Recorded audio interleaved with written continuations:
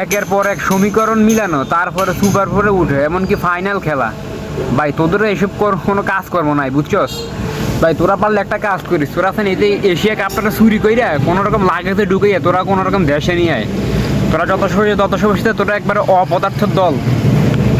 শালা তোদের দিয়ে কোনো কোনো কাজকর্ম হয় না। এই যে আমাদের প্রবাসী বাইরে এত কষ্ট করে তোদের খেলা দেখতে যায়, তোদের আসলে ভাই আমাদের দেশের মানুষ তোর সারাক্ষণ কাজকর্ম বাদ দিয়ে নিজের খাইয়ে নিজের সব কিছু করে মানুষ এই যে সারাক্ষণ টিভির সামনে বসে থাকে 2.5 থেকে প্রায় 3 ঘন্টা এরকম। তোর আসলে ভাই তোদের কোনো লাজ শরম নাই। তোদের আসলে ভাই লাজ শরম বলতে আসলে তোরা কিচ্ছু নাই ভাই কোনো রকম। তোদের দেশে দেশে আইনা যদি কৃষি ক্ষেত খামার কাজকর্ম করানো যাইতে তাহলে তোদের উচিত শিক্ষা হইতো।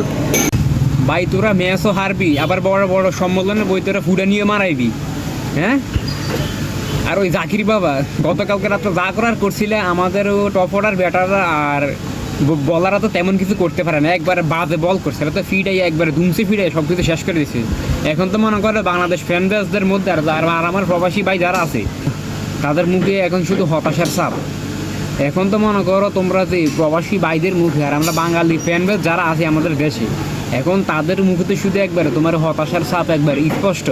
এখন আমরা তারা একবারে ক্রিকেট প্রেমী আছে, বুঝছো? তো ভাই তোমাদের দিয়ে কিচ্ছু হইবে না। তোমাদের এখানে কোনো সুপার পরে উঠা বা তোমাদের এখানে ফাইনাল খেলা, তোমাদের এখানে সেমিফাইনাল খেলা, ভাই তোমাদের এগুলো কিচ্ছু দরকার নাই। পারলে তোমরা ওখানে ওই যে টফিটা চুরি করে লাগজা করে লই না, ওই যে কাজু বাদাম আজ বা খেজুরের লগে, হ্যাঁ, লাল মারু হাপ্পানের লগে, এটাই তোমাদের একমাত্র কর্ম, বুঝছো? তোমাদের দিয়ে কিচ্ছু হইবে না, বুঝছো? দিন শেষে ভাই শুধু আমার হয়ে একবার ফুলছু না সম্ভাবনা বইবে বড় বড় খালি তোমরা খালি ফুটানি মারাইবে। আর তোমরা খালি মাঠে দাঁড়িয়ে দেয়, তোমরা খালি ফুটবা লগে আমাদের ক্রিকেট ফ্যানদেরকে কি তোমরা একবার ফুটাই দিবে, একবার ফুলছু না ভাই। তোমাদের কিচ্ছু হইব না ভাই, সুন্দর করে আস্তে করে চলে চোরের মতন দেশ।